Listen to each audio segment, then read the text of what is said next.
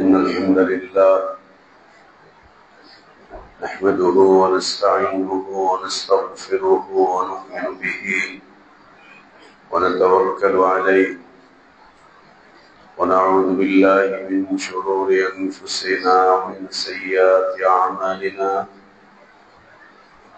من يهده الله فلا مضل له ومن يضلل فلا هادي له وأشهد أن لا إله إلا الله وحده لا شريك له وأشهد أن محمدا عبده ورسوله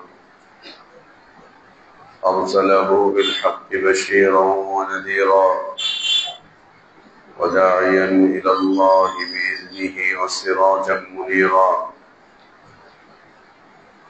أما بعد فإن أحسن الحديث كتاب الله وخير الهدي هدي محمد صلى الله عليه وسلم وشر الأمور محدثاتها وكل محدثة بدعة وكل بدعة ضلالة وكل ضلالة في النار يا أيها الذين آمنوا اتقوا الله حق تقاته ولا تموتن إلا وأنتم مسلمون يا أيها الناس اتقوا ربكم الذي خلقكم من نفس واحدة وخلق منها زوجها وبث منهما رجالا كثيرا ونساء واتقوا الله الذي تساءلون به والأرحام إن الله كان عليكم رقيبا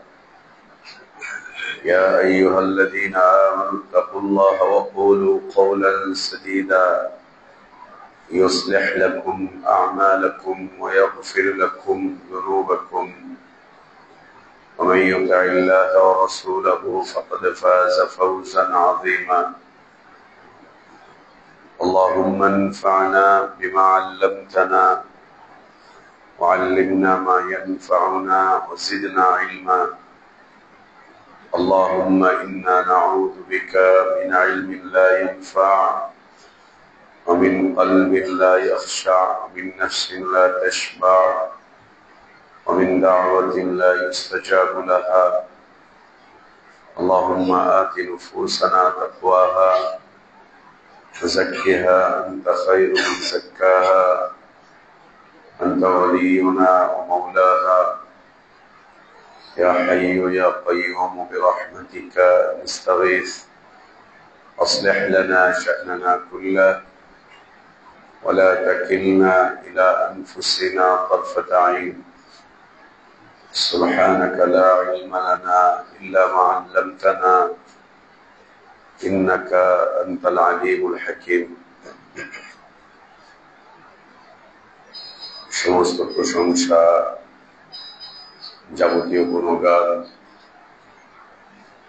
একমাত্র কেবলমাত্র শুধুমাত্র আল্লাহ রাব্বুল আলামিন আহকামুল হাকিমিন আরহামুর রাহিমিন ইলাহুল আলামিনের জন্য যিনি আমাদেরকে মুসলিম করে সৃষ্টি করেছেন, যিনি আমাদের জন্য উত্তম হালাল রিজকের ব্যবস্থা করেছেন,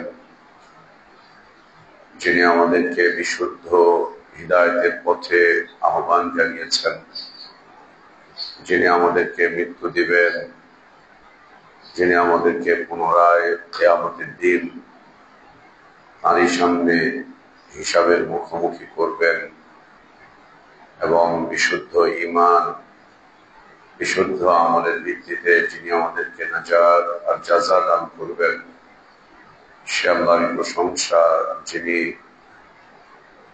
রমাদানুল মুবারকের একদম শেষ প্রান্তে আমাদের এনে দাঁড় করিয়েছেন এবং এবছর এই রমাদানের শেষ জুমায় আমাদেরকে উপস্থিত হওয়ার তৌফিক দান করেছেন। আলহামদুলিল্লাহ।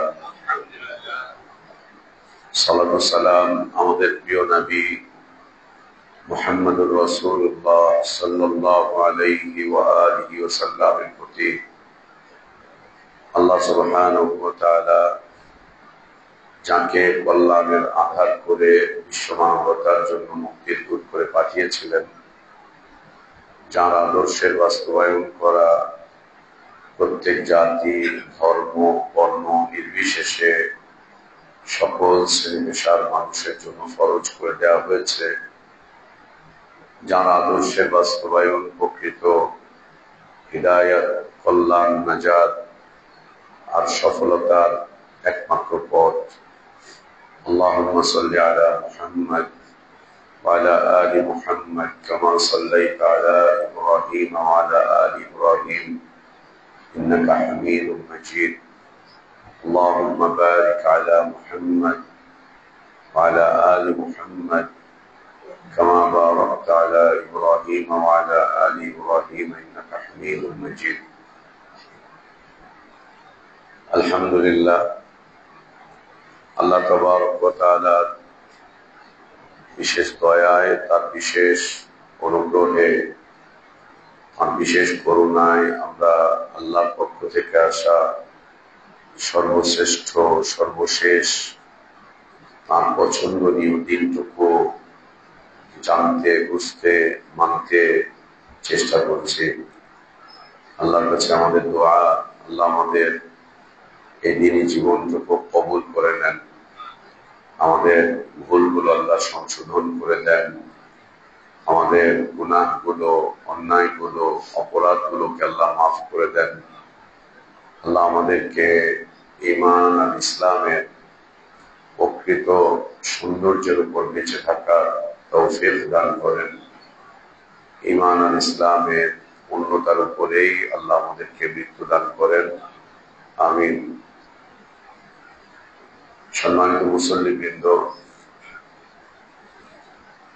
আল্লাহ তাবারক ওয়া তাআলা তার প্রিয় বান্দাদের কল্যাণ চান।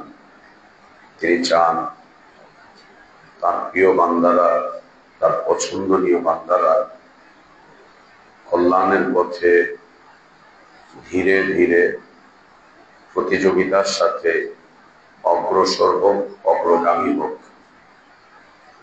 এটি আল্লাহ পছন্দ করেন। কল্যাণের পথে ধীরে ধীরে প্রতিযোগিতার সাথে অগ্রগামী হোক, এটি আল্লাহ পছন্দ করেন। ঠিক এর বিপরীতে ধীরে ধীরে আল্লাহর অপছন্দের পথে এগিয়ে যাওয়া, অগ্রগামিতা অর্জন করা, এটি আল্লাহ ঘৃণা করেন, অপছন্দ করেন, একদম অপছন্দ করেন। যে কল্যাণের পথ থেকে ধীরে ধীরে দূরে সরে আসবে, ধীরে ধীরে সে পথকে হারিয়ে ফেলবে, এ পথকে পিছনে ঠেলে দিবে, সেটা যে কোনো কারণেই হোক না কেন। পৃথিবীতে আল্লাহ তাবারক ওয়া তাআলা মানুষকে জোড়ায় জোড়ায় সৃষ্টি করেছেন। এই জোড়াটা শুধু শারীরিকভাবেই যে জোড়া জোড়া রেখেছেন বিষয়টা এরকম না।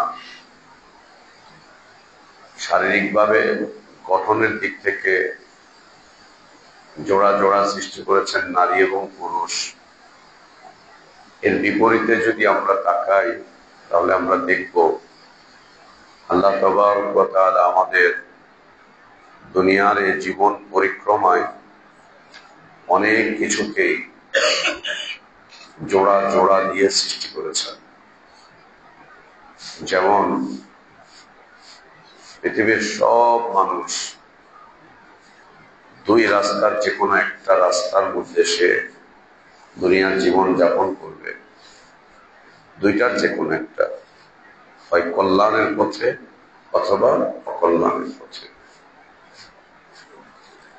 আবার দেখেন, দুনিয়ার সব মানুষ দুইটার যে কোনো একটার উপরে জীবনযাপন করবে। হয় হিদায়াতের পথে অথবা গুমরাহির পথে। আবার দেখেন দুনিয়ার সব মানুষ দুইটার যে কোনো একটার মধ্যে জীবন যাপন করবে, হয় সৌভাগ্যের পথে অথবা দুর্ভাগ্যের পথে। আবার দেখেন দুনিয়ার সব মানুষ দুইটার যে কোনো একটার মধ্যে জীবন যাপন করবে, হয় ইজ্জতের পথে অথবা লাঞ্ছনা, গঞ্জনা, বেইজ্জতি, অপমানের পথে। আবার দেখেন দুনিয়ার সব মানুষ দুইটার যে কোনো একটার মধ্যে জীবন যাপন করবে, হয় আল্লাহর পছন্দনীয় পথে অথবা শয়তানের পছন্দনীয় পথে।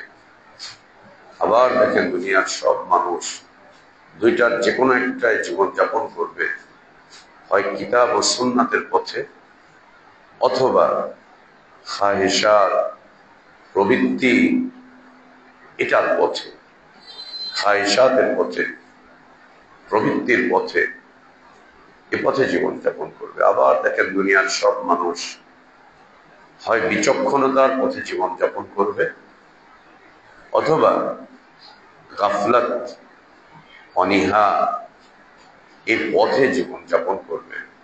এভাবে যেতে যেতে আপনি দুই দুইয়ের অনেক সমন্বয় পাবেন, দুই দুইয়ের অনেক সমন্বয় পাবেন। এভাবে যেতে যেতেই মানব জীবন একটা পর্যায়ে শেষ হয়ে যাবে, কবরে চলে যাবে। সেখানে গিয়ে আল্লাহ তাবারক ওয়া তাআলা আবারও দুইয়ের একটা মিলন ঘটাবেন, হয় জান্নাতের পথে অথবা জাহান্নামের পথে, হয় আমলনামা ডান হাতে অথবা আমলনামা বাম হাতে, হয় সিরাতের উপর দিয়ে যেভাবেই হোক পার হয়ে যাবে অথবা সিরাত পার করতে গিয়ে কেটে কেটে জাহান্নামের অতল তলে চলে যাবে, অতল তলে চলে যাবে। আল্লাহ তাবারক ওয়া তাআলা এই যে এক সমন্বয়, এই যে এক সৌন্দর্য রেখেছেন, এর মধ্যে হতে আল্লাহ আমাদের জন্য রাস্তা নির্ধারণ করে দিয়েছেন। আবার দুটি সূরা কাহফের একটি আয়াতের অংশ আল্লাহ বলছেন, ফামান শাআ ফালইউমিন ওয়া মান শাআ ফালইয়াকফুর। যে চাইবে সে ঈমানের পথে প্রতিষ্ঠিত থাকবে, প্রচেষ্টা চালাবে, ঈমানের পথে অগ্রসর হবে, ঈমান আনবে, ঈমান চর্চা করবে, ঈমানের দাবিগুলোর বাস্তবায়ন করবে। ওমান শাআ ফালইয়াকফুর। অথবা যে চাইবে সে ঈমান বিরোধী পথকে নিজের জন্য আপন করে নিবে, কুফরি চর্চা করবে, কুফরির উপরে প্রতিষ্ঠিত থাকবে এবং কুফরির যে দাবিগুলো আছে সে দাবিগুলোর এক এক করে বাস্তবায়ন করবে, কুফরির দাবিগুলোর বাস্তবায়ন করবে। মানুষ তাই করে, দুনিয়াতে তাই করে, কুফরির দাবির বাস্তবায়ন করছে। আল্লাহ বলছেন ফামান শাআ ফালইউমিন ওয়া মান শাআ ফালইয়াকফুর। আল্লাহ তাবারক ওয়া তাআলা এই যে চমৎকার এক দৃষ্টান্ত আমাদের সামনে রেখেছেন, চমৎকার এক দৃষ্টান্ত আমাদের সামনে আল্লাহ তাবারক ওয়া তাআলা উপস্থাপন করেছেন। এ দিয়ে আল্লাহ তাবারক ওয়া তাআলা চান যে আল্লাহর বান্দারা আল্লাহর পছন্দনীয় পথে দুনিয়ার এই সংক্ষিপ্ত জীবনটুকু পার করুক।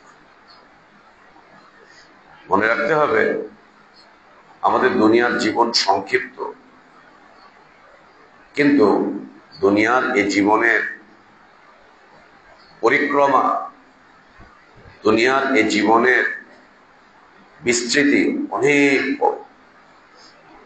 জীবনটা সংক্ষিপ্ত। এই মনে হলো সেদিন কিশোর অবস্থায় রাস্তায় ঘাটে খেলছি, ঘুরছি, হঠাৎ আয়নার দিকে তাকিয়ে দেখছি আমাদের দাড়িগুলো পেকে গিয়েছে। হঠাৎ করে দেখছি যে আমরা কবরের দিকে চলে যাচ্ছি। দুনিয়ার জীবনটা খুব সংক্ষিপ্ত। দেখতে দেখতে দুনিয়ার জীবন শেষ হয়ে যাচ্ছে। কিন্তু দুনিয়ার এই জীবনের বিস্তৃতি অনেক বড়, অনেক ব্যাপক, অনেক ব্যাপক। দুনিয়ার এই 50, 60, 70 বছরের জীবনের উপরে নির্ভর করছে অনন্ত কালের এক জীবন, অনন্ত কালের এক জীবন, যে জীবন কখনো শেষ হবার না, যে জীবনের কখনো পরিসমাপ্তি ঘটবে না। এই সংক্ষিপ্ত ছোট্ট একটা জীবনের উপরে নির্ভর করছে অনন্ত কালের এক জীবন, যে জীবনের কখনোই পরিসমাপ্তি ঘটবে না, যে জীবন কখনো শেষ হবে না।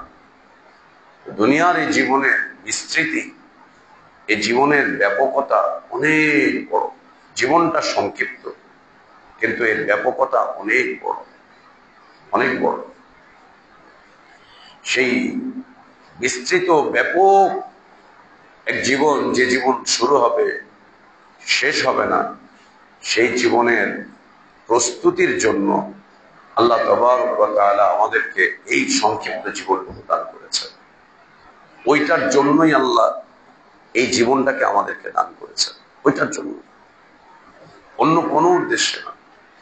ওইটার জন্যই যেন আমরা এখানে এসেছি, ওইটার জন্য এখানে সময় পার করছি, ওইটার জন্যই আমাদেরকে এখানে চলতে হচ্ছে, ফিরতে হচ্ছে, ওইটার জন্যই আমাদেরকে ব্যবসা বাণিজ্য করতে হচ্ছে, চাকরি বাকরি করতে হচ্ছে। সবকিছু আখিরাতের জীবনের জন্য, সবকিছু।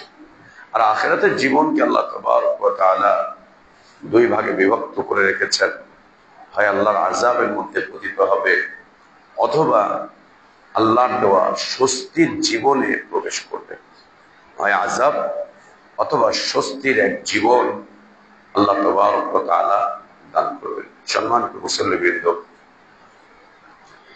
আল্লাহ তাবারক ওয়া তাআলা তিনি তার বান্দাদের কল্যাণার্থে জীবনের প্রতিটা মোড়ে মোড়ে কল্যাণের রাস্তাগুলোকে উন্মুক্ত করে রেখেছেন আল্লাহ সুবহানাহু ওয়া তাআলা।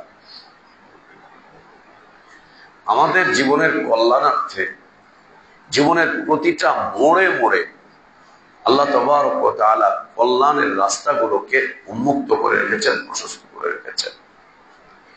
সেই উন্মুক্ত পথগুলোর মধ্য হতে একটি পথ, উন্মুক্ত রাস্তাগুলোর মধ্য হতে একটি রাস্তা ছিল এই রমাদানুল মুবারক। এই রমাদানুল মুবারক বান্দার কল্যাণার্থে আল্লাহ তাবারক ওয়া তাআলা এই পুরো মাসটাকে একেবারে উন্মুক্ত করে রেখেছেন, এক মাস ব্যাপী। বাকি 11 মাস কখনো এভাবে করে আল্লাহ তাবারক ওয়া তাআলা কল্যাণের পথকে উন্মুক্ত করেন না, কখনো না। কেন উন্মুক্ত করেছেন?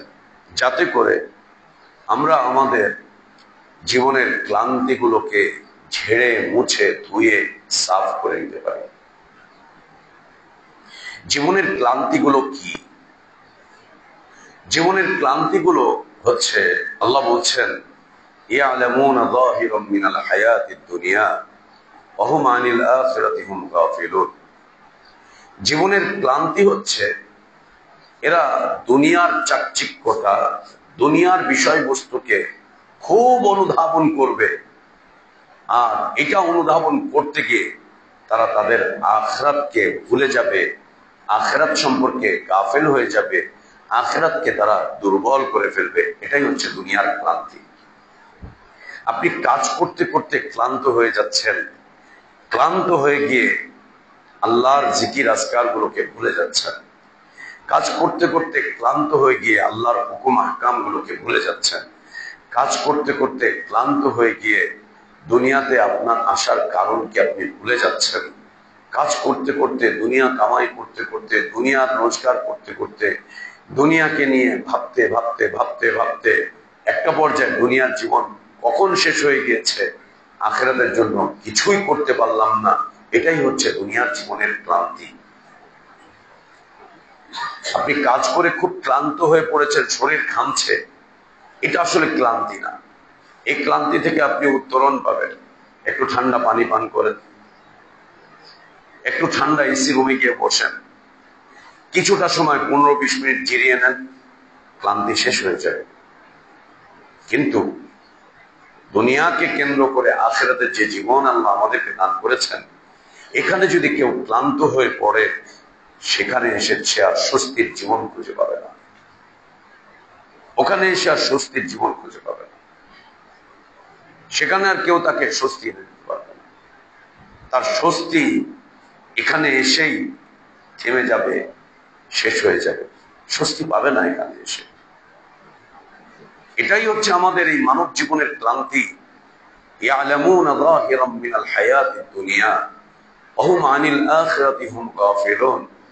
তারা দুনিয়াই বুঝলো, দুনিয়াই চিনলো, দুনিয়াই জানলো, দুনিয়া নিয়েই তারা ব্যতিব্যস্ত থাকলো, দুনিয়াই কামাই করলো, দুনিয়াই খেলো, দুনিয়াই নিল, দুনিয়াই গুছালো, দুনিয়াই উন্নতি করলো, দুনিয়াটাকেই এরা স্বাবলম্বী করলো, দুনিয়াকে এরা গুছগাছ করে চমৎকার করে দাঁড়াবার চেষ্টা করলো, এরা দুনিয়াকে নিয়েই প্রতিযোগিতা করলো, দুনিয়ার ব্যাপারেই এরা সারাটা জীবন পার করে দিল। ওইখানে এদের সবকিছুকে কাজ ও সবকিছুকে ওরা ঢেলে দিল। অহমানিল আখিরাতি হুম গাফিলুন।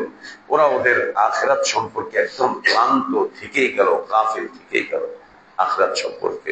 কোন দিক থেকে যে ওরা আখিরাত ওর থেকে ছুটে গিয়েছে, ওরা আখিরাত কোন দিক থেকে দুর্বল হয়ে গিয়েছে, ওরা আখিরাত কোন দিক থেকে ওকে ছেড়ে দিয়ে আলাদা হয়ে গিয়েছে, আখিরাতের বিষয়বস্তুগুলো কোন দিক থেকে ওর থেকে দূরে সরে যাচ্ছে, ও বেমালুম ভুলে গিয়েছে, বেমালুম ভুলে গিয়েছে, আখিরাত ভুলে গিয়েছে। এটা হচ্ছে দুনিয়াতে আমাদের আল্লাহ প্রদত্ত জীবনের ক্লান্তি। আল্লাহ আমাদেরকে এই ক্লান্তি থেকে হেফাজত করেন, এই ক্লান্তি থেকে আল্লাহ আমাদেরকে দূরে রাখেন। সম্মানিত মুসল্লিবৃন্দ, এই ক্লান্তিগুলো থেকে যেন আমরা রেহাই পেতে পারি, এই ক্লান্তিগুলো থেকে যেন আমরা দূরে থাকতে পারি, এই ক্লান্তি যাতে করে আমাদেরকে স্পর্শ না করে, এই ক্লান্তিগুলো যেন আমাদেরকে ক্লান্ত করে ব্যর্থ মনোরথ করে দিতে না পারে, এই জন্য আল্লাহ তাবারক ওয়া তাআলা মাস ব্যাপী আমাদের জন্য তার রহমতের দুয়ারকে খুলে দিয়েছেন, তার মাগফিরাতের দুয়ারকে মাস ব্যাপী আল্লাহ তাবারক ওয়া তাআলা আমাদের জন্য খুলে দিয়েছেন। যে মাস ব্যাপী রহমতের দুয়ারকে আল্লাহ আমাদের জন্য খোলা রেখেছিলেন, সে দুয়ার বন্ধ হতে যাচ্ছে, আর 1-2 দিনের মধ্যেই বন্ধ হয়ে যাবে, 1-2 দিনের মধ্যেই বন্ধ হয়ে যাবে। এতদিন পর্যন্ত এই দরজা খোলা ছিল, নিতে পেরেছি আমরা, অর্জন করতে পেরেছি আমরা, অর্জন করতে পেরেছি, নিতে পেরেছি, বুঝতে পেরেছি। সুবহানাল্লাহ। সালাফে সালেহিনগণ, সাহাবায়ে কেরাম রাদিয়াল্লাহু আনহুম আজমাইনগণ, তারা রমাদানের চাঁদ পেয়ে খুব আনন্দিত হতেন,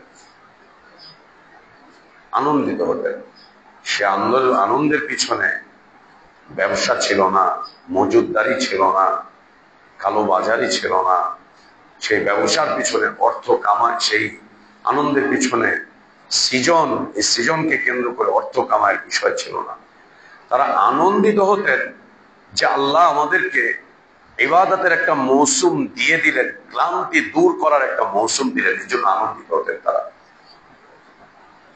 যে আল্লাহ ক্লান্তি দূর করার একটা মৌসুম দিয়েছেন আমাদেরকে, ক্লান্তি দূর করার একটা সময়, একটা ফুরসত আল্লাহ তাবারক ওয়া তাআলা আমাদেরকে দান করলেন। এজন্য তারা আনন্দিত হতেন, আনন্দিত হতেন।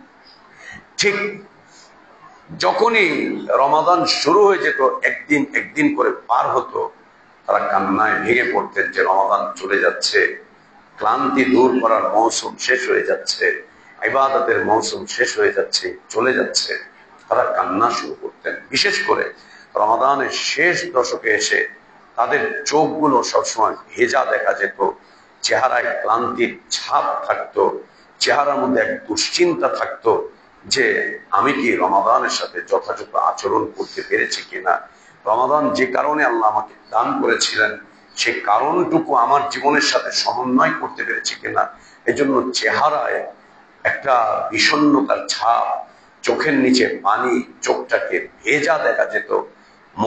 মলিনতা দেখা যেত, নীরবতা দেখা যেত, অন্য মনস্ক দেখা যেত। এবং রমাদান যত শেষের দিকে যেত তত তারা কান্না কাটির মধ্যে ডুবে যেতেন যে রমাদান চলে যাচ্ছে। আর আমরা রমাদান যত শেষের দিকে যাই আমরা তত আনন্দ উল্লাসের দিকে এগিয়ে আসি। এটাই পার্থক্য, এটা পার্থক্য আমাদের জীবনে, এটা পার্থক্য। কখনো কি আমরা এটা ভেবেছি যে আল্লাহ কেন ওই লোকগুলোকে দুনিয়াতে জান্নাতের সুসংবাদ শুনিয়ে তারপরে দুনিয়া থেকে নিয়েছেন? কখনো কি এটা ভেবেছি আমরা? তাদের জান্নাতের সুসংবাদ শুনলে, ওই আলোচনাগুলো শুনলে বা পড়লে শরীরে একটা উদ্বেল চলে আসে, একটু আনন্দের ঝিলিক বয়, অথবা একটু 2-3-4 মিনিটের জন্য আমরা আবেগপূর্ণ হয়ে পড়ি যে আল্লাহ তাদেরকে জান্নাতের সুসংবাদ দিচ্ছেন। কিন্তু কেন ভেবেছি? কি কারণে আল্লাহ তাদেরকে জান্নাতের সুসংবাদ দিলেন? কি কারণে? তারা এমন কি করেছিলেন যে আল্লাহ তাবারক ওয়া তাআলা খুশি হয়ে তাদেরকে তাদের দুনিয়ার জীবনে শুনিয়ে দিচ্ছিলেন যে তুমি জান্নাতি হো, জান্নাতি হো, জান্নাতি হো, জান্নাতি হো, জান্নাতি। এবং কারো কারো জান্নাত তো আল্লাহ নবী সাল্লাল্লাহু আলাইহি ওয়াসাল্লামকে আল্লাহ তাবারক ওয়া তাআলা দেখিয়ে দিয়েছেন, এটা আবু বকরের জান্নাত, ওটা ওমরের জান্নাত, ওটা বিলালের জান্নাত, ওটা খাব্বাবের জান্নাত, ওটা খুবাইবের জান্নাত, ওটা সুমাইয়ার জান্নাত, ওটা আম্মারের জান্নাত, ওটা ইয়াসিরের জান্নাত। আল্লাহ দেখিয়েছেন সাল্লাল্লাহু আলাইহি ওয়াসাল্লাম। কেন বলেন তো? কেন বলেন তো? কেন তারা জান্নাতের সুসংবাদ পেয়েছেন এটা আমরা জানি, কিন্তু কি কারণে জান্নাতের সুসংবাদ পেলেন? তাদের জীবনে এমন কি ছিল যেটার কারণে আল্লাহ তাদেরকে দুনিয়াতে জান্নাতের সুসংবাদ দিয়ে তাদেরকে সিক্ত করেছিলেন, তাদেরকে আন্দোলিত করেছিলেন, ওই পথে আরো এগিয়ে দিয়েছিলেন? কি ছিল? কি কারণ? কি কারণ? কারণ হচ্ছে জীবনধারা। কারণ ছিল জীবনধারা। জীবনের আলাদা একটা ধারা ছিল তাদের জীবনে, ভিন্ন একটা ধারায় তারা জীবনযাপন করতেন, যে জীবনধারার সাথে আমাদের কোনো মিল নেই, কোনো মিল নেই। বিশ্বাস করেন, কোনো মিল নেই। ওই জীবনধারার সাথে আমাদের জীবনের কোনো মিল নেই, কোনো মিল নেই। সে জীবনধারাটা কেমন ছিল? কেমন ছিল সে জীবনধারাটা? প্রায় 10-11টা বিষয়বস্তু ছিল তাদের জীবনধারাতে। 10-11টা বিষয় ছিল তাদের জীবনধারাতে, 10-11টা বিষয়। যে জীবনধারাটা তারা নিজেদের জীবনের জন্য চয়ন করেছিলেন, যে জীবনধারায় তারা নিজেদের জীবনটাকে প্রতিষ্ঠিত করেছিলেন, যে জীবনধারায় তারা তাদের জীবনটাকে পরিচালনা করেছিলেন, সেই জীবনধারা প্রায় 10-11টা বিশেষ বৈশিষ্ট্য ছিল। বিশেষ বৈশিষ্ট্য একটি ছিল যে তারা এক ভিন্ন আকীদা লালন করতেন, ভিন্ন এক আকীদা, ভিন্ন এক আকীদা। আমরা তো আকীদা শব্দটা শুধু শব্দের সাথে পরিচিত। আমরা সহিহ আকীদার লোক, ও বাতিল আকীদার লোক, ও আশারি আকীদার, ও মাতুরিদি আকীদার, ও জাহমিয়া আকীদার, ও মুতাজিলা আকীদার, ও মওদুদি আকীদার, ও ওয়াহদাতুল ওজুদের আকীদার, ও হুলুলি আকীদার, ও সুন্নাহ পরিত্যাগকারী আকীদার। এই যে আমরা শুনে থাকি, এই যে আমরা শুনে থাকি আকীদা, আকীদা, আকীদা, আকীদা। সাহাবা ইকরাম রাদিয়াল্লাহু আনহুম আজমাইনগণ তাদের জীবনের প্রথম বৈশিষ্ট্য ছিল তারা ভিন্ন এক আকীদার মানুষ ছিলেন। তাদের সেই আকীদায় এককভাবে একজন মাত্র ব্যক্তির অবস্থান ছিল, তিনি ছিলেন মুহাম্মদুর রাসূলুল্লাহ সাল্লাল্লাহু আলাইহি ওয়াসাল্লাম। এককভাবে একজন মাত্র ব্যক্তি ছিলেন তাদের আকীদায়, ভিন্ন কেউ ছিল না, ভিন্ন কেউ ছিল না। এককভাবে একজন মাত্র ব্যক্তি ছিলেন, তিনি ছিলেন রাসূলুল্লাহ সাল্লাল্লাহু আলাইহি ওয়াসাল্লাম। দ্বিতীয়ত হচ্ছে আমলের জগতে তারা ছিলেন অনন্য এক জামাত, অনন্য এক মানুষ আমলের জগতে। তাদের এই আমলের জগতে এককভাবে একজন ব্যক্তিত্ব ছিলেন, তিনি ছিলেন মুহাম্মদ রাসূলুল্লাহ সাল্লাল্লাহু আলাইহি ওয়াসাল্লাম, অন্য কেউ না। এককভাবে একজন ব্যক্তি জীবনের সকল আমলে এককভাবে একজন মাত্র ব্যক্তির অবস্থান ছিল, তিনি ছিলেন রাসূলুল্লাহ সাল্লাল্লাহু আলাইহি ওয়াসাল্লাম। তারা তাদের আমলের ব্যাপারে সবসময় বলতেন, রাআইতু রাসূলুল্লাহ, সামিআতু রাসূলুল্লাহ, সামিআতু রাসূলুল্লাহ, রাআইতু রাসূলুল্লাহ, আখবারানি, সাম্মানি।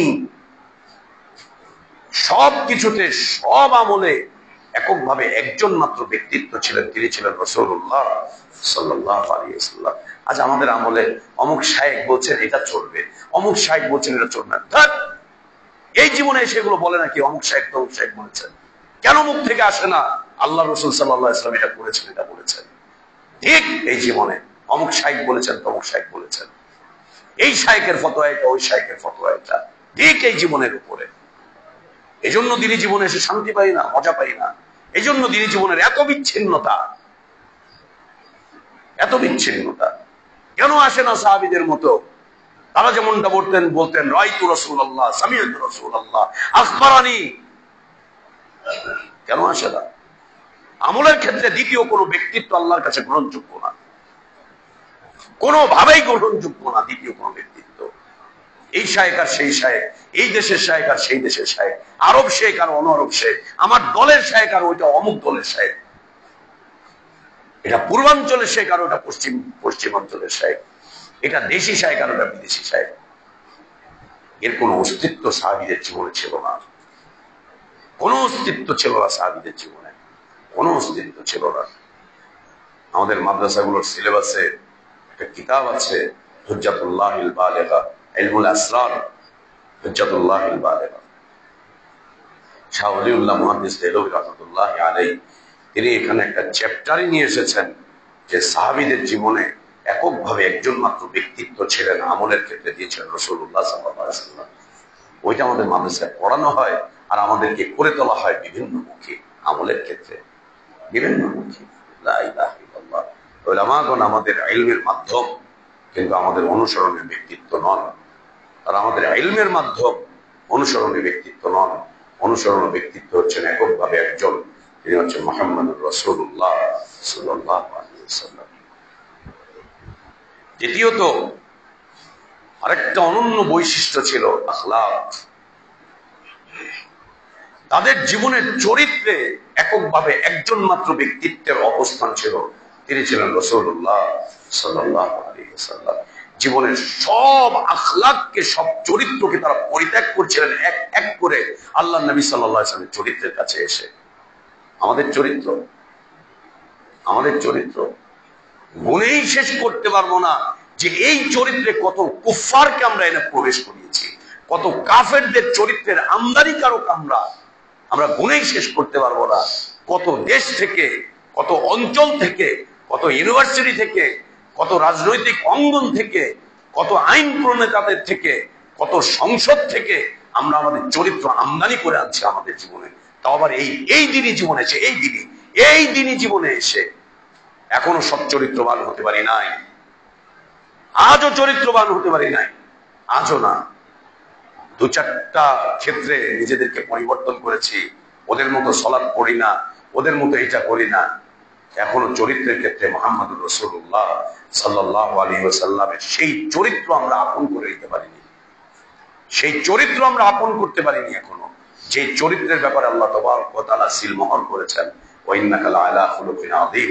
যে চরিত্রের ব্যাপারে আল্লাহ বলেছেন, লাকাদ কানা লাকুম ফি রাসূলিল্লাহি উসওয়াতুন হাসানাহ লিমান কানা ইয়ারজুল্লাহ ওয়াল ইয়াউমাল আখির ওয়া যাকারাল্লাহা কাসীরা। আমাদের উলামাগণ রাসূলের চরিত্র আলোচনা করতে গিয়ে শুধু এতটুকু বলেন, লাকাদ কানা লাকুম ফি রাসূলিল্লাহি উসওয়াতুন হাসানাহ। বলবেন ওই হুজুরকে আয়াতের বাকি অংশ বলেন, বাকি অংশ বলেন, আয়াতের বাকি অংশ বলেন। আয়াতের বাকি অংশ নবী সাল্লাল্লাহু আলাইহি ওয়াসাল্লামের চরিত্রের, জীবনের ফলাফল একজন মুসলিম কিভাবে গ্রহণ করতে পারবে তা আল্লাহ আলোচনা করেছেন। লিমান কানা ইয়ারজুল্লাহ ওয়াল ইয়াউমাল আখির ওয়া যাকারাল্লাহা কাসীরা। তার পরের আয়াত পড়তে বলবেন, যে বলেন একটু পরের আয়াতগুলো বলেন। বলবে না, বলবে না। আমাদের ওলামারাও বলবে না, ওদেররাও বলবে না, বাকিরা বলবে না। বললে চরিত্র কাছে থাকবে না। চরিত্রের ক্ষেত্রে সাহাবীদের কাছে এককভাবে একজন ব্যক্তিত্ব তাদের চরিত্রে অবস্থান করছিলেন, তিনি ছিলেন রাসূলুল্লাহ সাল্লাল্লাহু আলাইহি ওয়াসাল্লাম। এরপরে আরেকটা অনন্য বৈশিষ্ট্য ছিল তাদের জীবনে, যে চিন্তার জগৎ, পৃথিবীর সব মানুষ চিন্তাশীল। আল্লাহ বলছেন তোমরা কি চিন্তা করো না, তোমরা কি ভাবো না, তোমরা কি চিন্তার দুয়ারগুলোকে বন্ধ করে দিয়েছো, তোমাদের কি ভাবার এখন সময় হয়নি? অনেকগুলো কথা এই মর্মে আল্লাহ নাজিল করেছেন। তোমরা কি ভাবো না, চিন্তা করো না? এখনো কি চিন্তা করার সময় হয়নি? এখনো কি তোমরা বোঝোনি? তোমরা কি চিন্তার জগৎটাকে তালা মেরে দিয়েছো, তালাবদ্ধ করে দিয়েছো? দুনিয়ার সব মানুষই চিন্তার জগতে বিচরণ করে, হয় ভালো চিন্তা অথবা মন্দ চিন্তা, হয় দিনী চিন্তা অথবা বেদিনী চিন্তা, হয় তাওহীদি চিন্তা অথবা নাস্তিকতার চিন্তা। দুনিয়ার সব মানুষই চিন্তার জগতে নিজের অবস্থান, নিজের পদার্পণ করে রাখে। সব মানুষ চিন্তার জগৎ থেকে দুনিয়ার কোনো মানুষ বেরোতে পারেনি, মৃত্যু পর্যন্ত মরবে, তারপরে বের হবে, এরা পর্যন্ত বেরোতে পারবে না। নবী সাল্লাল্লাহু আলাইহি ওয়াসাল্লাম ছিলেন সাহাবীদের চিন্তার জগতের একক আদর্শ ব্যক্তিত্ব। তাদের সব চিন্তা চেতনা নবী সাল্লাল্লাহু আলাইহি ওয়াসাল্লামকে কেন্দ্র করেছিল। তাদের সব চিন্তা চেতনা ছিল নবী সাল্লাল্লাহু আলাইহি ওয়াসাল্লামকে কেন্দ্র করে। চিন্তার জগৎটা দখল করে নিয়েছিলেন। তাদের চিন্তার জগতের রাজপ্রাসাদে যে ব্যক্তিত্বের অবস্থান ছিল, তিনি ছিলেন এককভাবে রাসূলুল্লাহ সাল্লাল্লাহু আলাইহি ওয়াসাল্লাম। তিনি আজ আমাদের চিন্তার জগতে কত কিছু আমাদের চিন্তার জগতে। একটা চিন্তা করতে করতে শেষ করতে পারি না আরেকটা চিন্তা করতে করতে শেষ করতে পারি না আরেকটা।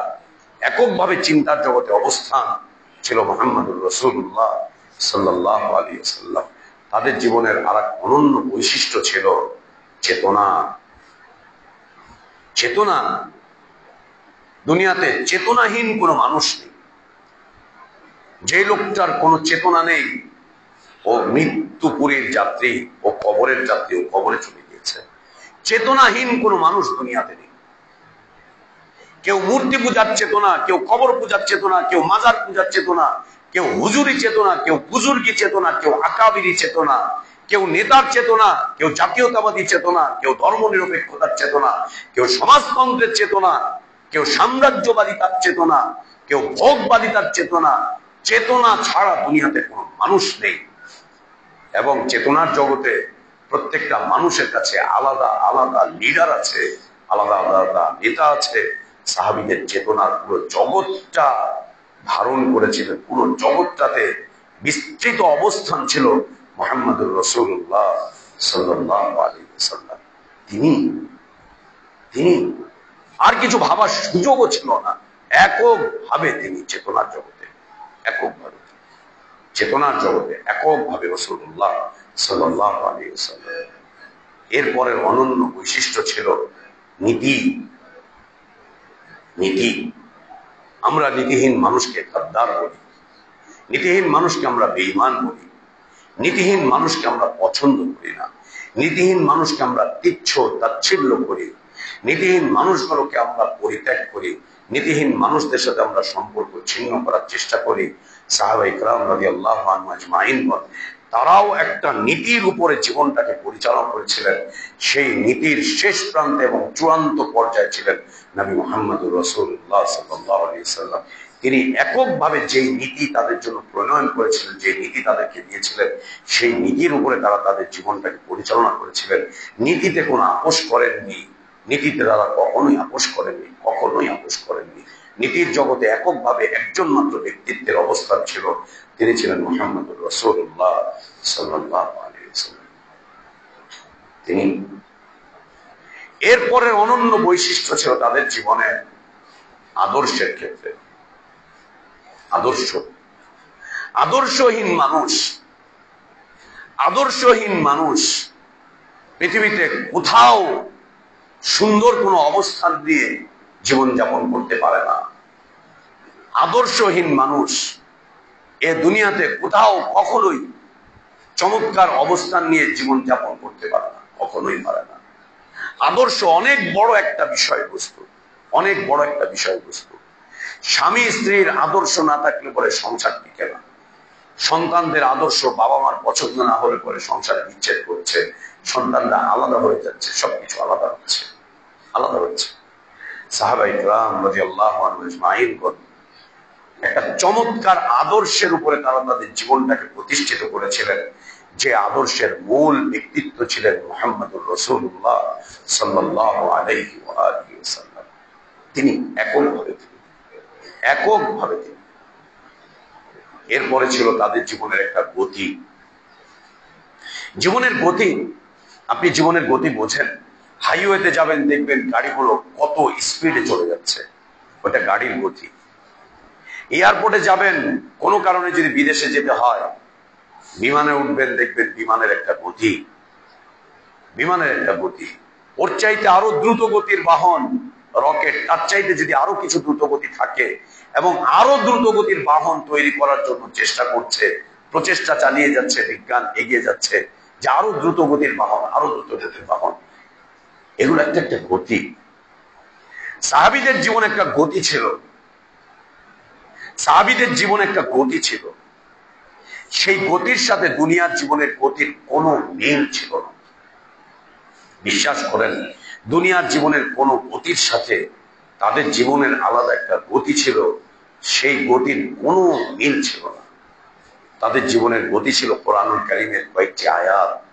আল্লাহ তাবারক ওয়া তাআলা বলছেন, সারিউ ইলা মাগফিরাতিন মির রাব্বিকুম ওয়া জান্নাতিন আরদুহাস সামাওয়াতু ওয়াল আরদ ওয়াইদ্দাত লিল মুত্তাকিন। এটা ছিল তাদের জীবনের গতি। সারিউ, আল্লাহ বলছেন ভাগো, দৌড়াও, আরো গতি আনো, আরো দ্রুত, আরো দ্রুত, আরো দ্রুত, আরো স্পিড, আরো স্পিড, আরো স্পিড, আরো স্পিড। খুব দ্রুত দৌড়াও, অনেক দ্রুত ভাগো, অনেক দ্রুত চলো, অনেক দ্রুত, অনেক দ্রুত। কোথায়? ইলা মাগফিরাতিন মির রাব্বিকুম, তোমাদের রবের মাগফিরাতের দিকে, ওয়া জান্নাতিন, এবং জান্নাতের দিকে। এত দ্রুত তোমাকে যেতে হবে যে তুমি যেতে যেতে যেতে যেতে পথ শেষ হবে না। কেন?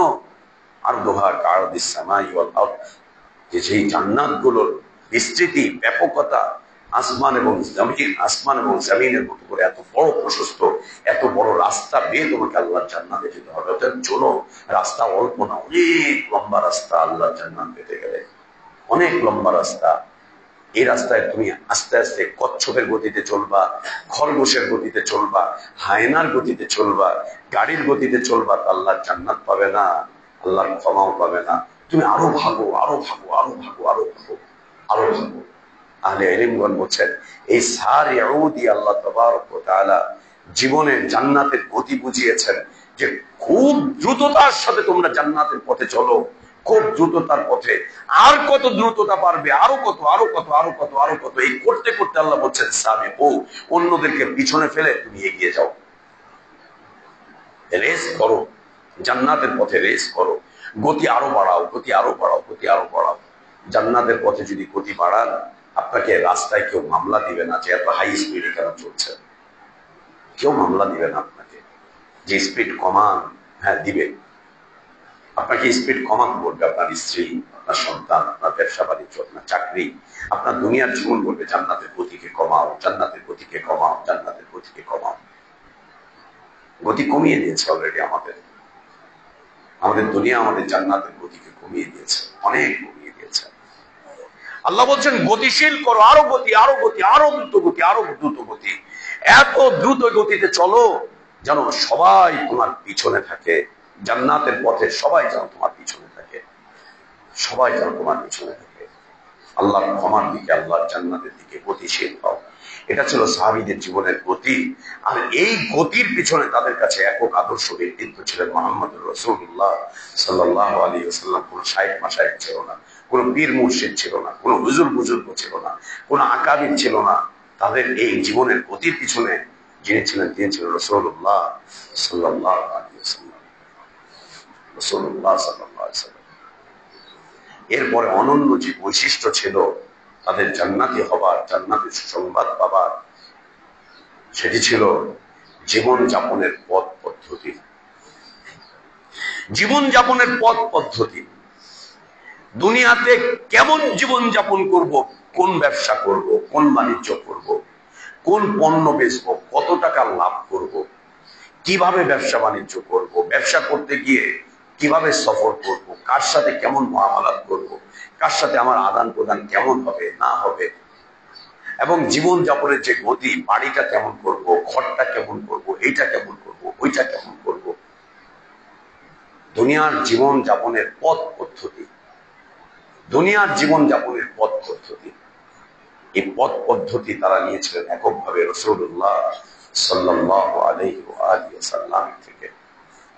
আজ আমাদের মসজিদে আসলে পরে আমরা মাশাআল্লাহ সুন্নতি সুন্নাত, আমার বাড়িটার অবস্থা কি, আমার ড্রয়িং রুমের অবস্থা কি, আমার বেডরুমের অবস্থা কি, আমার সন্তানদের মানুষ করার জীবনযাপনের অবস্থা কি, ওদের লেখাপড়ার অবস্থা কি, আমার বউয়ের জীবনের কালচারটা কেমন, আমার সন্তানদেরকে কোন কালচার বড় করছি, ওদেরকে কোন শিক্ষায় শিক্ষিত করছি, ব্যবসার ক্ষেত্রে আমি কি হচ্ছি, বাণিজ্যের ক্ষেত্রে আমি কি হচ্ছি।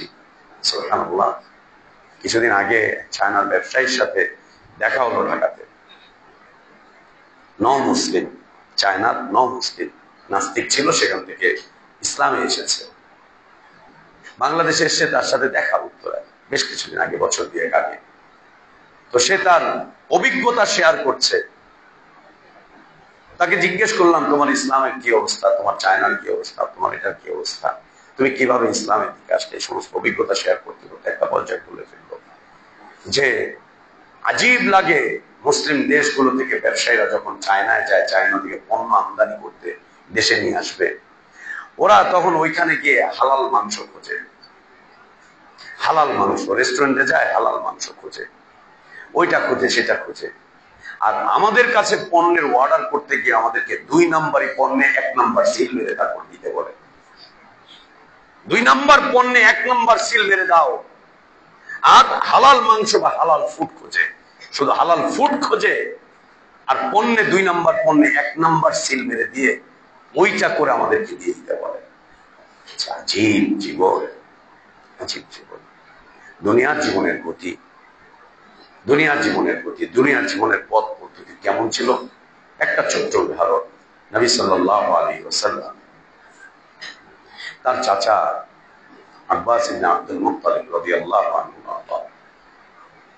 আরবদের সবচাইতে বড় মুনাফাখোরী অর্থশালী মানুষ ছিলেন, কাঁচা টাকার মালিক ছিলেন তিনি।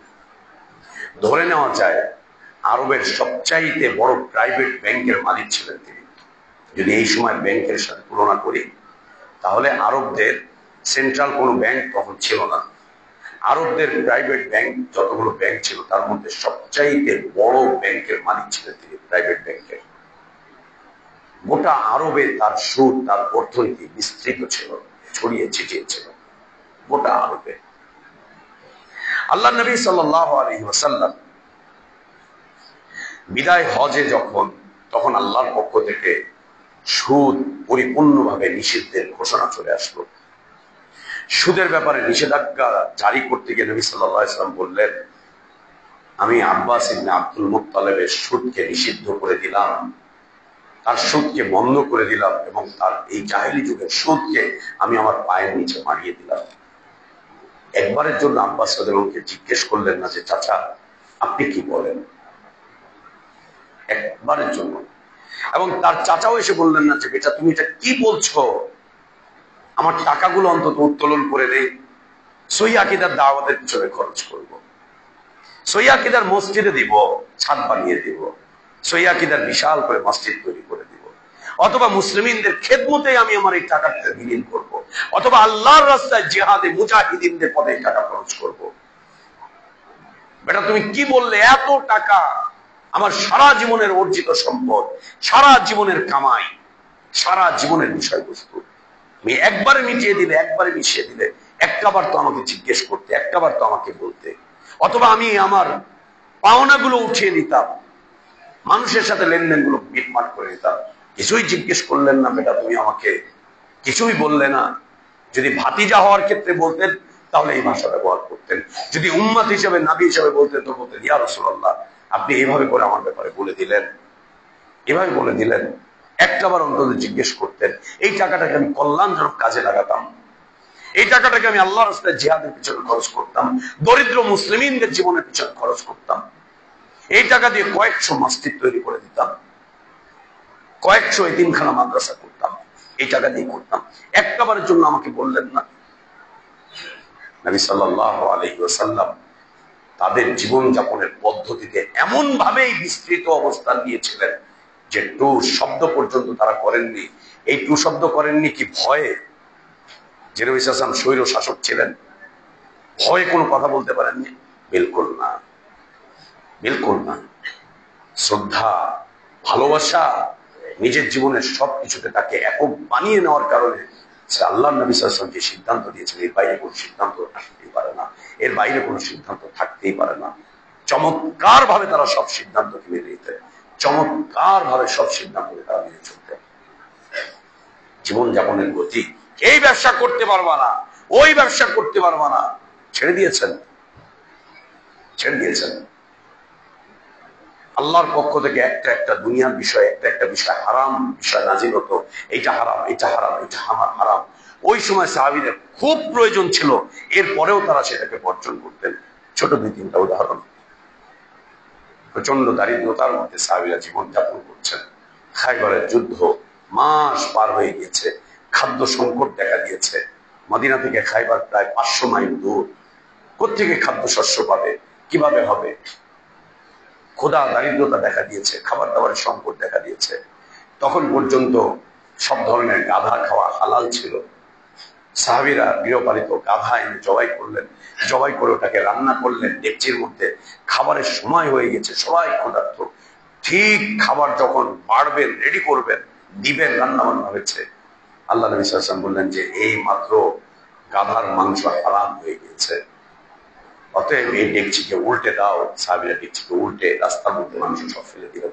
কোন সাহাবী বললেন না, ইয়া রাসূলুল্লাহ, এই ক্ষুধার্তের সময় এই আয়াত, এই ক্ষুধার্তের সময় এই বিধান, একটুখানি খেয়ে ক্ষুধাটা একটু নিবারণ করি, একটু নিবারণ করি, তারপরে না হলে হতো। পাতিল উল্টে দাও, ফেলে দাও। উল্টে দেওয়া হলো, পাতিল ফেলে দেওয়া হলো।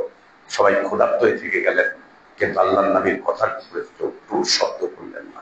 কেন? স্বৈরশাসক ছিলেন, গুম খুনের সাথে জড়িত ছিলেন। হ্যাঁ, কেন? কেন? এই জীবনের অনন্য বৈশিষ্ট্য, এই জীবনের অনন্য বৈশিষ্ট্য ছিল এগুলো, এই জীবনের অনন্য বৈশিষ্ট্য ছিল এগুলো। এরকম হাজারো বৈশিষ্ট্য সাহাবায়ে কেরাম রাদিয়াল্লাহু আনহুম আজমাইনদের জীবনে, দুনিয়ার জীবনে, দুনিয়ার জীবন যাপনের পথ পদ্ধতি, দুনিয়ার জীবন যাপনের পথ পদ্ধতি। এটাই শাইখ হালাল হারাম বললে আরেক শাইখ এটাকে হালাল করছে। আচ্ছা, আমি এটা দিয়ে তো এটা করছি, আমার এই হারাম পয়সা তাহলে আমি কি করব যদি মসজিদে মাদ্রাসায় না দেই? এটাকে কি করব? আর ব্যাংকে যদি ফেলে রেখে দিয়ে চলে আসি তাহলে তো ওরাই খাবে।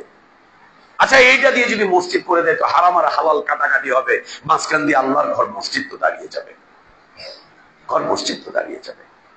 সুদের পয়সা দিয়ে এতিমখানা মাদ্রাসা করলে সমস্যাটা কোথায়? সুদখোরকে মসজিদের ইমাম, মসজিদের সভাপতি বানালে সমস্যাটা কোথায়? 2 কোটি টাকা তো অন্তত মসজিদের জন্য দান করবে। এরকম টাকা কে দিবে? এই ফকির মিসকিনদেরকে দিয়ে কি মসজিদ হয় নাকি? উনি কোটি কোটি টাকা দিচ্ছেন ওনার ব্যাংকের টাকা দিয়ে, উনি দাওয়াতি কাজে আমাদেরকে সহায়তা করছেন, হ্যান করছেন, ত্যান করছেন। লজ্জা হয় না? মসজিদের মিম্বারে দাঁড়িয়ে এগুলো বলতে লজ্জা হয় না? খারাপ লাগে না এগুলো বলতে? এই তোমার মানহাজ, এই তোমার সাহিদিন, একে তোমার দিন বলে, একে তোমার দিন বলে। লা ইলাহা ইল্লাল্লাহ। জীবন যাপনের পথ পদ্ধতি রাসূলুল্লাহ সাল্লাল্লাহু আলাইহি ওয়াসাল্লাম, তারা তাদের জীবনে আল্লাহ নবী সাল্লাল্লাহু আলাইহি ওয়াসাল্লামকে এভাবে করে প্রতিটা মোড়ে মোড়ে নবী সাল্লাল্লাহু আলাইহি ওয়াসাল্লামকে তারা ইমাম বানিয়েছিলেন, ইমাম বানিয়েছিলেন, একক আদর্শ ব্যক্তিত্ব বানিয়েছিলেন। এই আদর্শ ব্যক্তিত্ব বানিয়ে যখন তারা জীবন যাপন করছেন, একের পর এক আল্লাহ তাবারক ওয়া তাআলা তাদের জন্য আসমান থেকে জান্নাতের সুসংবাদ দিয়ে পাঠাচ্ছেন, জান্নাতের সুসংবাদ দিয়ে পাঠাচ্ছেন। তাদের জান্নাতি হওয়ার পিছনে কারণ ছিল এগুলো, এগুলো ছিল কারণ। আর এগুলো অর্জনের জন্য যে মৌসুম আল্লাহ তাবারক ওয়া তাআলা নির্ধারণ করে দিয়েছেন, তার একটা বড় মৌসুম পার করে যাচ্ছি, রমাদানুল মুবারক। এই রমাদানুল মুবারকে সাহাবায়ে কেরাম রাদিয়াল্লাহু আনহুম আজমাইন রমাদান পাওয়ার আগ পর্যন্ত তারা আনন্দিত থাকতেন, আসছে রমাদান, আসছে রমাদান, আসছে রমাদান। যেই রমাদান চলে আসতো তারা বিষণ্ণ হয়ে যেতেন, চেহারা মলিন হয়ে যেত, চেহারার মধ্যে চিন্তার ক্লান্তির এক ছাপ চলে আসতো, তাদের চোখগুলো থেকে পানি ঝরতে থাকতো, আলাদা হয়ে যেতেন, ঘরকোনা হয়ে যেতেন, চিপায় চলে যেতেন, অন্যরকম জীবনযাপন করতেন। কেন? বলতেন রমাদান চলে যাচ্ছে, রমাদান চলে যাচ্ছে, রমাদান চলে যাচ্ছে, শেষ হয়ে যাচ্ছে, রমাদান চলে যাচ্ছে, শেষ হয়ে যাচ্ছে। এবং সালাফে সালেহিন বলেন রমাদান পার করার পরে 6 মাস পর্যন্ত রমাদানকে কেন্দ্র করে তারা কাঁদতেন আল্লাহর কাছে, আল্লাহ রমাদানকে আমরা সুযোগ হিসেবে কাজে লাগাতে পারিনি, তাই তুমি আমাদেরকে মাফ করে দাও, মাফ করে দাও, মাফ করে দাও। সুযোগটুকু কাজে লাগাতে পারিনি। বাকি 6 মাস তারা আরেকটা রমাদানের জন্য আল্লাহর কাছে অধীর আগ্রহের সাথে অপেক্ষায় থাকতেন, আল্লাহ যদি আরেকটা রমাদান দাও, অন্তত পক্ষে সেই রমাদানে এসে আমরা রমাদানের সাথে সঠিক আচরণ করব, সঠিক ব্যবহার করব, যাতে করে আমরা আমাদের সৌভাগ্যের পথটাকে এগিয়ে নিয়ে যেতে পারি, যাতে এগিয়ে নিয়ে যেতে পারি। সম্মানিত মুসল্লিবৃন্দ, আল্লাহ সুযোগ দিয়েছিলেন, যদি কাজে লাগাতে পেরে থাকি তাহলে তো সফল, যদি না পেরে থাকি তাহলে ব্যর্থতা আমাদের জন্য অপেক্ষা করছে। এই ব্যর্থতা যদি দুনিয়ার জীবনে বুঝতে না পারি, যদি বুঝতে না পারি, বিশ্বাস করেন চোখটা বন্ধ করার সাথে সাথে বুঝে ফেলবো যে ব্যর্থতা আমাকে কিভাবে কোথায় নিয়ে এসেছে, জীবনের ক্লান্তি আমাদেরকে কোথায় নিয়ে এসেছে। চোখটা বন্ধ করার সাথে সাথে আমরা অনুভব করব যে ব্যর্থতাটা কোথায় গিয়ে দাঁড়িয়েছে, কোথায় গিয়ে দাঁড়িয়েছে। এখনো সময় আছে, 1-2টা রাত আছে, 1-2টা দিন আছে। বাসা বাড়িগুলোকে ছেড়ে দেন, মসজিদে থেকে যান, মসজিদে থেকে যান, আল্লাহর কাছে কাঁদেন, আল্লাহর কাছে অনুনয় করেন, বিনয় করেন, অনুযোগ করেন, আল্লাহর কাছে অনুযোগ করেন। আপনাদেরকে আমি কি বলে বুঝাবো বুঝতে পারছি না, বোঝানোর সাধ্য হয়তো আমাদের নেই, আমার নেই। সাহাবীরা রমাদান আসলে রাতের শয্যা ত্যাগ করতেন, স্ত্রীর সাথেও শয্যা ত্যাগ করতেন, অতিমাত্রায় খাওয়া দাওয়া বন্ধ করে দিতেন, ব্যবসা বাণিজ্য তারা বন্ধ করতেন, চাকরি বাকরি বন্ধ করে দিতেন। তারা এক অন্য জগতে হারিয়ে যেতেন, তাদেরকে বোঝাই যেত না। ওই কোনায় বসে একজন জিকির করছে, ওখানে বসে ইস্তেগফার করছে, ওখানে কোরআন পড়ছে, ওখানে তিনি নিজের অতীতকে নিয়ে বসে মাথাটাকে নিচু করে বসে কাঁদছে, ওখানে তিনি আল্লাহর কাছে দোয়া করছেন। ওখানে কে সিজদায় পড়ে আছে, ওখানে সে কে কিয়াম করছে, ওখানে কে রুকুর মধ্যে পড়ে আছে, ওখানে কেউ আল্লাহর কাছে প্রার্থনা করছে, ভিক্ষা চাচ্ছে, ভিক্ষা চাচ্ছে। সাহাবীদের রমাদান থাকতো মসজিদে, সাহাবীদের রমাদান থাকতো দুনিয়া বিমুখ, ব্যবসা বাণিজ্য কাজ কারবার সব ক্লোজ করে দিতেন, সব ক্লোজ করে দিতেন, একদম বন্ধ করে দিতেন। বন্ধ করে দিয়ে তারা মসজিদ ভিত্তিক জীবন যাপন করতেন রমাদান মুবারকে। আমরা পারিনি, কিন্তু 1-2টা দিন তো আছে, দেখেন না চেষ্টা করে মসজিদে বাকি সময়টুকু পার করে আল্লাহর কাছে তওবা করে ইস্তেগফার করে ক্ষমার প্রার্থনা করে আল্লাহ থেকে ক্ষমা নিয়ে তারপরে বাকি এই 2-3টা দিন পার করতে পারেন। একটু চেষ্টা করে দেখেন, একটুখানি চেষ্টা করে দেখেন। মার্কেট বাজার হাট ঘাট বন্ধ করে দেন। বিশ্বাস করেন ঈদের কেনাকাটা এটা আমাদের কালচার না, এটা খ্রিস্টানদের থেকে এসেছে। ঈদের নতুন কাপড়, নতুন জামা কাপড়, ঈদের কেনাকাটা, ঈদের সাজগোজ, ঈদের এসে, এটা আমাদের কালচার না। বিশ্বাস করেন এটা আমাদের কালচার না, এটা খ্রিস্টানদের থেকে এসছে, খ্রিস্টানদের থেকে এসছে। ওইটা আপনার পায়ের নিচে থাকা উচিত ছিল, সেটা আপনার কলিজার মধ্যে কিভাবে ঢুকলো? ওটা আপনার পায়ের নিচে থাকার কথা ছিল, ওটা আপনার ব্রেনের মধ্যে কিভাবে ঢুকলো? ওইটা টয়লেটের মধ্যে থাকার দরকার ছিল, ওইটা আপনার ঘরের মধ্যে কিভাবে ঢুকলো? এটা আমাদের কালচার না। বিশ্বাস করেন এটা আমাদের কালচার না, আমাদের কালচার না। এটা খ্রিস্টানদের থেকে এসছে, এটা অগ্নি পূজকদের থেকে এসছে, এটা হিন্দুদের থেকে এসছে, এটা বৌদ্ধদের থেকে এসছে। ঈদে কেনাকাটা করতে হবে, কেনাকাটা না করলে পরে ঈদ হবে না, ঈদে আনন্দ করতে হবে, উল্লাস করতে হবে, এটা আমাদের কালচার না। বিশ্বাস করেন আমাদের কালচার না, বিশ্বাস করেন আমাদের কালচার না। সাহাবীরা ঈদের দিন কাঁদতেন, ঈদের দিন তারা কাঁদতেন, সাহাবীরা ঈদের দিন কাঁদতেন, ঈদের দিন তওবা করতেন, ঈদের দিন ইস্তেগফার করতেন, ঈদের দিন তারা আফসোস করতেন, ঈদের দিন তারা জাহান্নাম থেকে বাঁচার জন্য সবকিছুকে দান করে দিতেন, দান করে দিতেন ঈদের দিন। ঈদ মানে আনন্দ, ঈদ মানে খুশি, ঈদ মানে এই, ঈদ মানে ওই, ঈদ আপনার জীবনে আনন্দের বন্যা বইয়ে দেখ, এগুলো আমাদের কালচার না, এগুলো অমুসলিমদের থেকে এসছে, অমুসলিমদের থেকে এসছে। আসি চেষ্টা করি আল্লাহর মাগফিরাতের দিকে যেতে, আল্লাহ থেকে জান্নাত নিয়ে নিতে। আল্লাহ যে কল্যাণ দিতে চাচ্ছেন সেই কল্যাণটুকু লুফে নিতে আসেন চেষ্টা করি। যদি সামান্যতম প্রচেষ্টা চালাতে পারি তা আল্লাহ যদি কবুল করে নেন, এটা আমাদের নাজাতের জন্য যথেষ্ট হবে। আর যদি যা ছিলাম তাই থেকে যাই, তো ফামান শাআ ফালিউমিন ওয়া মান শাআ ফালিয়াকফুর, যে চাইবে সে ঈমানের উপরে চলবে, যে চাইবে সে কুফরের পথে চলবে। আল্লাহ দুনিয়াতে কাউকে বাধা দিবেন না, দুনিয়া থেকে আল্লাহ কাউকে বাধা দিবেন না, দুনিয়াতে আল্লাহ কাউকে বাধা দিবেন না, দুনিয়াতে আল্লাহ কাউকে বাধা দিবেন না। আসি আল্লাহর মাগফিরাতের দিকে এগিয়ে যাই, আল্লাহর ক্ষমার দিকে এগিয়ে যাই। আল্লাহ আমাদেরকে তৌফিক দান করেন। বারাকাল্লাহু লানা ওয়া লাকুম ফিল কুরআনিল আযীম ওয়া নাফা'না ওয়া ইয়্যাকুম বিমা ফীহি মিনাল আয়াতি ওয়াদ যিকরিল হাকীম। أقول قولي هذا وأستغفر الله لي ولكم ولسائر المسلمين من كل ذنب فاستغفروه واتوبوا اليه انه غفور رحيم.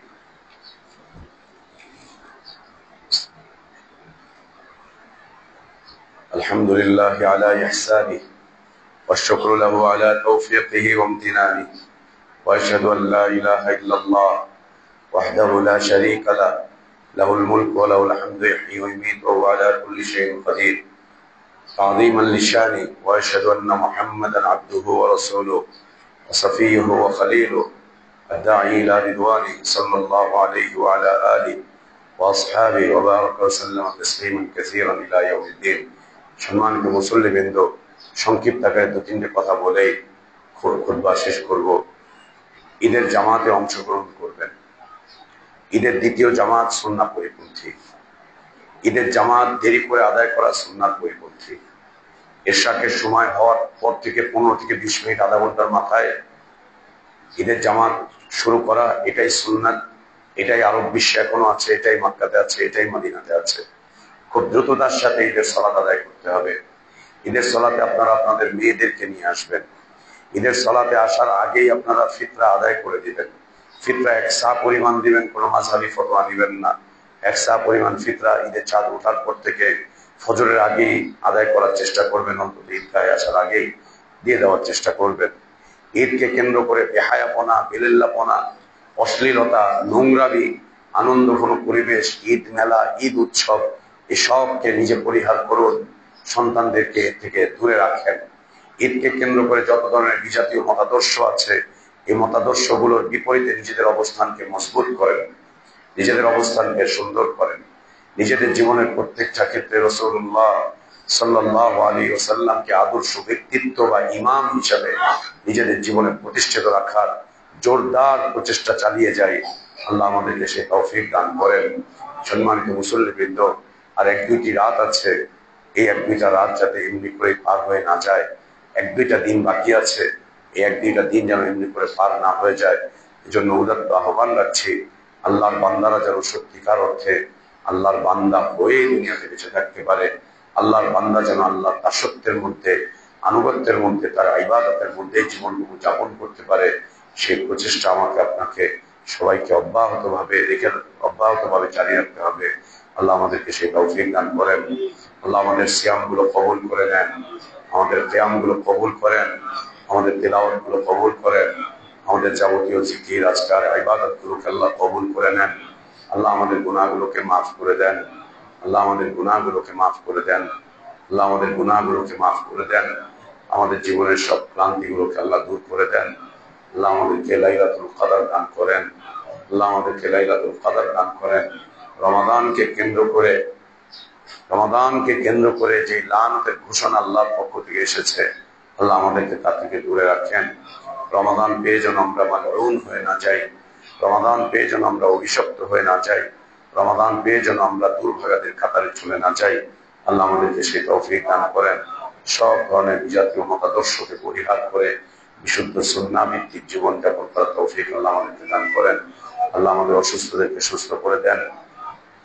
আল্লাহ আমাদের এই মসজিদকে কবুল করে নেন, এই মসজিদকে দ্বীনের মারকাজ হিসেবে কবুল করেন। এখান থেকে কিতাব এবং সুন্নাতের বিশুদ্ধ দাওয়াতকে আল্লাহ বেগবান করেন। এই মসজিদকে আমাদের জন্য সাদাকা জারিয়া করেন। এই মসজিদের সাথে যত ভাইয়ের যত ধরনের শ্রম জড়িত আছে, প্রত্যেকটা শ্রমকে আল্লাহ কবুল করে নেন।